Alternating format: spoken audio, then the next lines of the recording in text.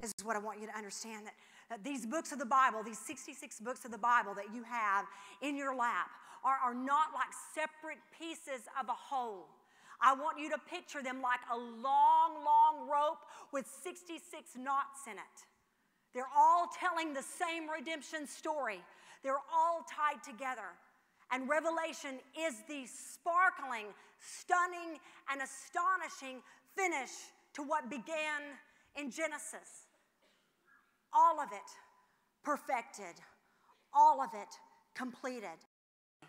And I want to encourage you in your own study as we go through this 10 weeks together. Obviously, with only 11 sessions, we will not get to touch the tip of the iceberg of the book. But if you would begin to read it, and not just read it out loud, there will be a power and a revelation that will come with that we would not experience otherwise. Because it's not just what he said, it's how he said it. The sound of the words, the descriptions that we would find, all of it said exactly how he intended. Listen, we're thinking, many of us, as we come together for these next 10 weeks, that all we have is a series of predictions, and that'll be a cool thing, and prophecies, and that'll be a cool thing, and we're going to study end-time events together, and we are. But I want you to know something today before we conclude this first session. That's not all we're here to learn.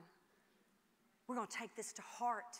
This is not just going to be taken to our heads. We're not just going to get us some ammunition from outside. We're going to have a heart attack of God.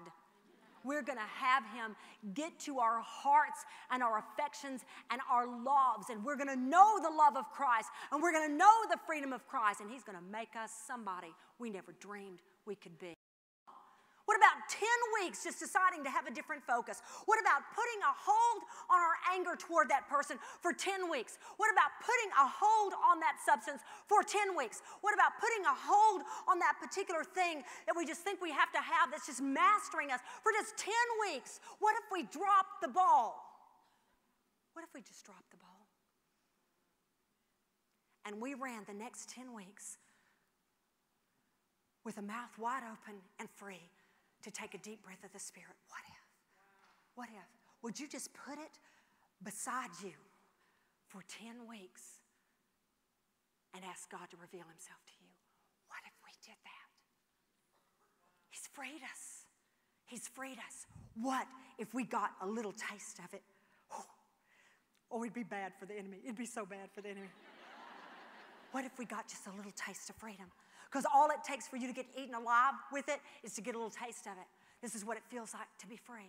This is what I've got chill boats all over me. I don't know if that's getting anybody else, but I know what it's like to be in bondage, girlfriend. I know this life.